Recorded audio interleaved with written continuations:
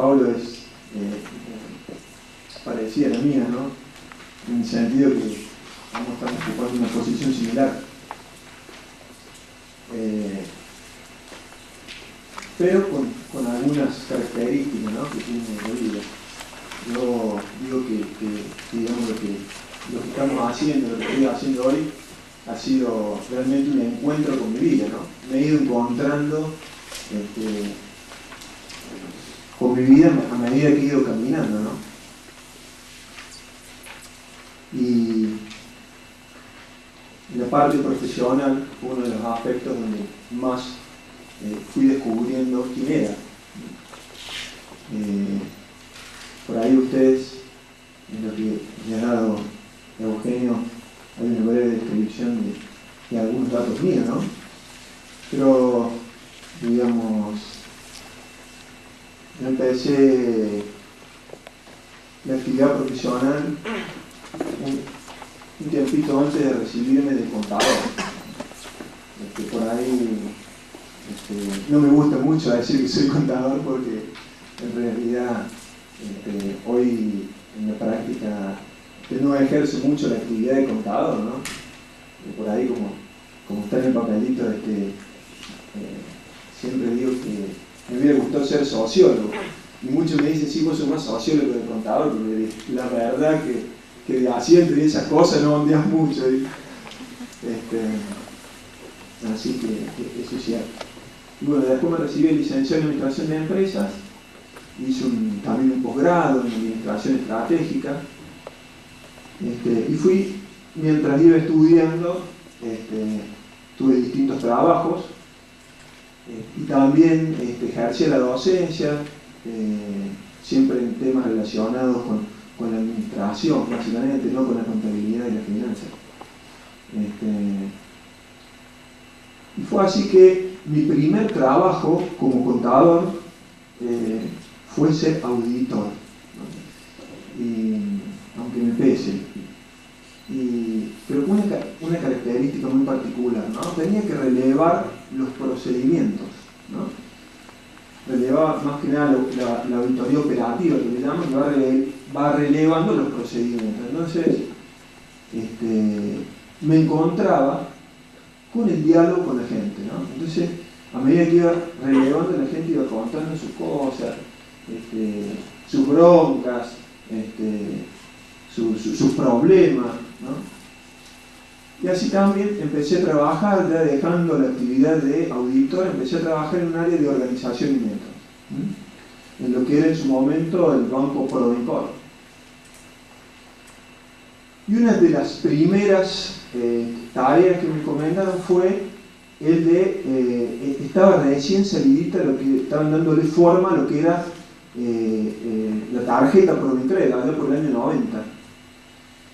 Y una de las primeras tareas que me dieron fue el de manualizar, junto con un equipo de trabajo, el de manualizar todo el sistema Prodicred. Y resulta que no había nada escrito, o sea, como siempre pasa, ¿no? O sea, se hacen los grandes sistemas, los grandes proyectos que van a dejar mucha plata, pero por ahí el entrenamiento, podríamos decir, los manuales para que la gente sepa qué es lo que hace, cómo se hace, siempre quedan en segundo plano. Pero, gracias a Dios, nos dieron esa tarea y empezamos a hacer todo el relevamiento del sistema Prodicred. Había que relevar todo, desde la parte sistémica, operativa, todo. Él fue donde me empecé a encontrar, digamos, con la gente, ese contacto, digamos, como más cercano a lo que por ahí era cuando era auditor, porque el hecho de, si bien yo tenía en mí una predisposición para contactarme con la gente, el hecho de ser auditor es como que ponía cierta distancia, ¿no? Y acá en el área de organización y método, ya como organización y método era distinto. Entonces fuimos empezando, digamos, como a escuchar a la gente, ¿no? La gente que tenía sus problemas, que no sabía operar el sistema, o que por ahí quería que alguien le pusiera una oreja para contar la bronca que tenía con el dueño o que tenía con su jefe, ¿no?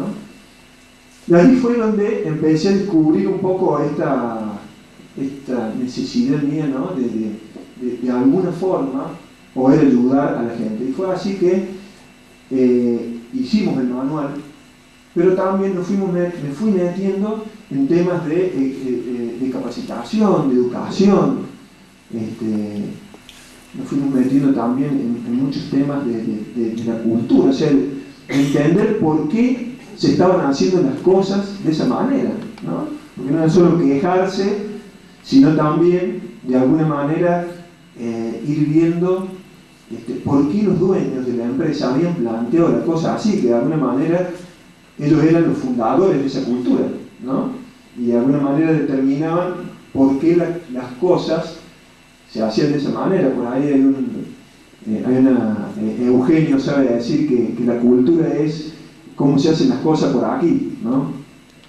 Es cierto, o sea, y eso es importante entender, ¿no? Y ahí fue donde fui descubriendo, digamos, algunos aspectos, digamos, ya metido de lleno en toda lo que podríamos decir actividad relacionada con los recursos humanos. ¿Está muy fuerte cuando hablo?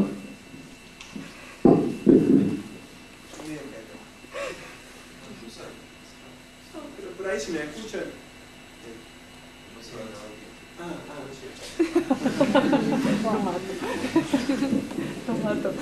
No prendí el grabador. Y bueno, ya metido de lleno en la actividad de recursos humanos, fui descubriéndome a mí también, ¿no? Y esto fui descubriendo que por ahí quería cambiar el mundo, ¿no? Con un curso de capacitación y también descubrí que me había llenado de conocimiento en un momento determinado, ¿no? O sea, yo a los 28 años ya era gerente, digamos, una especie de gerente corporativo de proyectos, ¿no? De proyectos de la empresa, donde dentro de esa área estaban todos los temas de capacitación y desarrollo organizacional. Entonces era como yo llevado, digamos, de alguna manera por esta actividad que impone una empresa financiera, me había llenado de conocimiento. Me encontré que tenía 3 títulos almacenados, digamos, ¿no? El máster de contador que licencié, ya quería estudiar otro más, y ya me estaba anotando, y me quería ir a hacer un máster a Estados Unidos, qué sé yo, porque creía que todo estaba en foco al conocimiento, ¿no? Y empecé a darme cuenta que por ahí el conocimiento no era todo, ¿no? Y empecé a descubrirme y descubrir que tenía que trabajar algunas actitudes mías, ¿no? Por ahí una frasecita de un pensador hindú, se llama Krishnamurti, que dice: ojo con el conocimiento, este no es el fin de la vida. Es necesario ser sensibles a los que nos rodean, ¿no? Y yo en algún momento sentí eso, ¿no? Que había perdido esa sensibilidad en pos de mi carrera, ¿no? Y en pos también de querer abarcar y ayudar a los demás, pero con un foco, digamos, por ahí muy tecnicista o desde el conocimiento, ¿no? Y empecé a darme cuenta que necesitaba esto de desarrollar y empezar a trabajar con mayor profundidad algunas actitudes personales, que fueron, no digo que las que me ayudaron, porque me siguen ayudando todavía, creo que es un camino de nunca acabar, y por eso estamos en la vida, ¿no? De seguir construyendo todas esas actitudes. Quería compartir con ustedes algunas de esas actitudes que a mí me ayudaron, ¿no? Y que fueron, digamos, permitiéndome mi crecimiento personal y profesional y el crecimiento de los que me rodeaban, ¿sí? O los que me rodean. Una es la humildad, ¿sí? Tratar de ser humilde, o sea, por ahí esto de estar parado con los 3 títulos, ¿no? Era como me sentía como que yo era más que los demás, ¿no? Y que eso me daba derecho a tener más voz que otros. pero con dignidad, o sea, sin menospreciarme, ¿no? Lo importante es sin arrogancia, por decirlo de alguna manera, ¿no? O sea, por ahí cuando uno dice humildad, dice, pero ¿qué te pusiste de linchera? No, en el buen sentido, ¿no es cierto? Sin esa arrogancia, ¿no? Dice que la arrogancia tiene un gemelo, que es la ignorancia, ¿no? La ignorancia de creernos que lo sabemos todo. Después, otra actitud que también que fui trabajando, digamos, y dándome cuenta fue la del servicio constante, ¿no? Eso del darme, y teniendo bien en cuenta el ser, porque a veces yo decía, sí, soy servicial, pero a veces lo hacía por su buenas medias, ¿no es cierto? Para que el jefe, todo el jefe tenía que servicial, yo era el buen sentido, el servicio para con los demás. Lo que no implica tampoco hacer el trabajo de los demás. El ser servicial no implica hacer el trabajo de los demás, sino es justo por ahí explicarle, pero no por ser servicial a hacer el trabajo de los otros. Otra cosa que fui aprendiendo, esto de la mano de los títulos, ¿no? Que el aprender, en algún momento dije, bueno, no aprendo más, no estudio más, o no hago ningún curso, o no, ya con esto ya está, no, sino cambiar la visión del aprendizaje, ¿no? Sino aprender para enseñar, ¿no? Es aprender para volcarlo en los demás, para dárselo a los otros, ¿no? Y a veces eso es difícil, ¿no? Más que nada en estas empresas por ahí que son tan competitivas, ¿no? Porque uno dice, no, mira, toma que te voy a enseñar a vos, porque me va a pasar, va a quedar en mi puesto, ¿no? Ese miedo a perder el poder, esa competencia por ahí desleal, ¿no? Y fue, en algún momento lo planteé, o sea, decir, es el dar, aprender, pero para poder darlo, ¿no? Otro tema que también creo que el gran tema, ¿no? En este caminar de la vida, es la aceptación, ¿no? El aceptarme a mí mismo. Es una tarea difícil, ¿no? Que es ya del interior de uno, el aceptarme para poder estar mejor con los otros, ¿no? Porque si no estoy bien conmigo mismo, no voy a poder estar bien con los demás, ¿no? O sea, trabajé mucho en esto de aceptar mi pasado, aceptarme a mí mismo, esto que decía por ahí Pablo, ¿no?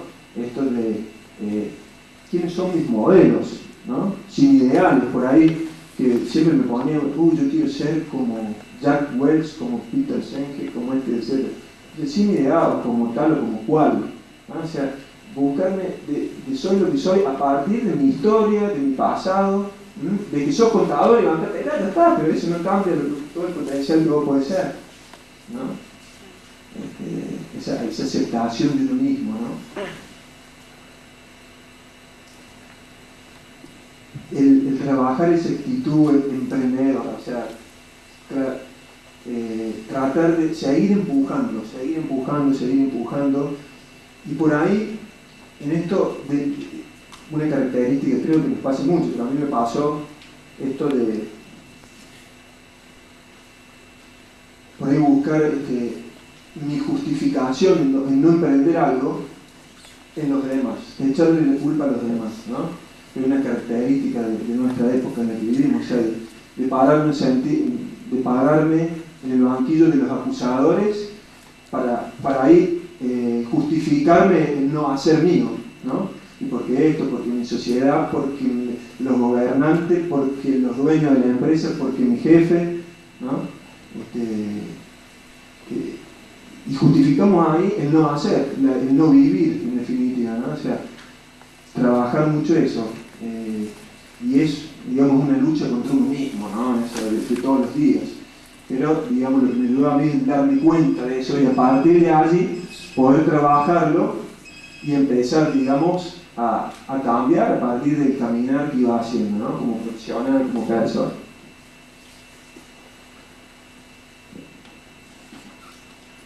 El otra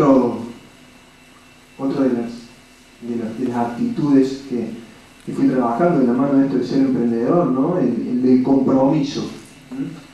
El de comprometerme con mí mismo a partir de aceptarme para poder comprometerme con los demás, ¿no? Y creo que allí es una de las claves, el tema del compromiso, una de las claves del liderazgo, ¿no? Que a veces, ya parado en una posición de líder, decía, pero qué difícil que es no ser líder. ¿Cómo voy a hacer para motivar a todo esto si yo estoy menos motivado que ellos? ¿No? Hay un ejercicio que me ayudó muchísimo, ¿no? Que por ahí me gustaría compartirlo con ustedes. Por ahí vamos a lo mejor no va a ayudar en la grabación, pero sería lindo plantearlo. Les pregunto, para que charlemos, ¿qué características creen ustedes, actitudes, debe tener un líder? ¿Qué creen ustedes? Así, vayamos diciendo. Integridad. Ser íntegro. Visión. Que tenga visión. ¿Qué más? Flexibilidad. Proactivo. Compromiso. Humildad. Compromiso. Autocontrol. Sensibilidad. Respeto. Ejemplo. Coherencia. Justicia, coherencia, ejemplo, dar el ejemplo. Coraje. Valor, coraje. Ser ético. ¿Qué más? Bien. Saber escuchar. Ustedes están preparando para ser los futuros líderes de esta sociedad, ¿no? Bueno, con todo esto que dijimos, ¿quién de esta sala se anima o cree que tiene todas esas características para ser líder? ¿Ah? Está bueno. En realidad, a lo mejor no están todas las características, pero hay en cada uno de nosotros la semilla para que germine cada una de esas características. Seguro, es así. El tema es que, por un lado eso, y por el otro lado, a veces... Bueno, momentos también, me parece que es un momento también donde florece cada una de esas actitudes en momentos determinados. Claro, exacto, es así. Y por un lado, pero es correcto y comparto con ustedes, por un lado, pero por otro lado también, a veces, nosotros estamos exigiendo a aquellos que ocupan la posición de liderazgo que sean todo eso al mismo tiempo. Sin comprometernos nosotros también. Y creo que, por eso digo, la palabra compromiso es muy importante. El verdadero líder, en definitiva, creo yo, a partir de lo que he vivido por lo menos, no digo que sea la verdad, pero es aquel que sabe identificar y rescata de sus colaboradores, de aquellos que lo rodean, estas cualidades para él como líder coordinarlas para ponerlas en la mesa, ¿no? Y de allí trabajar juntos en equipo, ¿no? Y también como liderado, ¿no? Que a mí me pasaba, o sea, entonces yo entendía esto así y a mi líder le exigía todo esto. Entonces era él el responsable, era él el líder, pero era muy difícil para algunos líderes que yo tuve y que tengo arrastrarme a mí. Porque no, él es el líder, él tiene la responsabilidad de llevar esto adelante. Entonces, pero si yo me paro así como una mula y espero que mi líder me lleve, le va a ser muy difícil a él. Entonces, yo también soy líder cuando soy liderado. Líder en el compromiso de ese objetivo que estoy siendo liderado. Y lidero con mis gestos, con mi compromiso, con mi participación, ¿no? Por ahí no hace falta tener el liderazgo, por ahí lo que viví me di cuenta que no hacía falta tener ese liderazgo de la chapa que dice líder, ¿no? Sino decir en mis gestos, en mi participación como líder o como colaborador.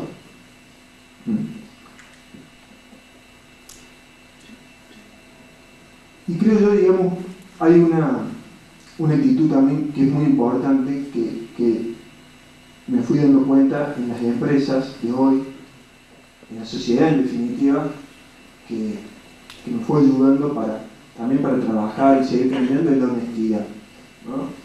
Ser honesto, ser transparente. Tratar de no mentir, de no mentirme a mí mismo. A veces me doy cuenta que me miento, ¿no? Por ahí, como decía, por esos errores que cometo, como decía Pablo, y después me quedan en la caja. Y bueno, pero a veces lo hacemos de nuestra propia inconsciencia, ¿no? Y cuando nos damos cuenta, reflexionar sobre eso, verlo, para ese error aprender y seguir cambiando, pero no sacarme la chapa de la honestidad, tratar de ser claro, de ser transparente, de tratar de no embaucarme en la mentira, ¿no? Creo que eso es importante. Y hay una actitud que a mí la que más me gusta, digamos, en el sentido que la veo como englobada, yo la veo, mejor no es así, pero algún filósofo o un psicólogo me dirá que no, que es la confianza, ¿no? El ser, con todo esto, en definitiva, trabajar para ser generadores de confianza, para generar confianza, ¿no? Yo voy a decir, pero no es tan fácil, ¿no? Ahora, generar confianza ahora, donde todo es el signo peso, donde si vos no ganás o no das tanta rentabilidad, o si no conseguís trabajo porque no sos confiable, porque si no tenés trabajo, es porque no sos confiable, en el medio de esta falta de empleabilidad. Y ahí hay otro ejercicio que a mí me gusta mucho, ¿no? que me ayudó para ir después, ¿de dónde saco? ¿A quién le copio ser confiable? ¿Por dónde veo? Hay un ejercicio que me gusta mucho, que es, pensemos 2 minutos, en alguien que a ustedes les dé confianza, en alguien que ustedes confíen, ¿no? 2 minutitos rápido. Identifíquenlo y escriban o acuérdense las cualidades por las que ustedes confíen en esa persona.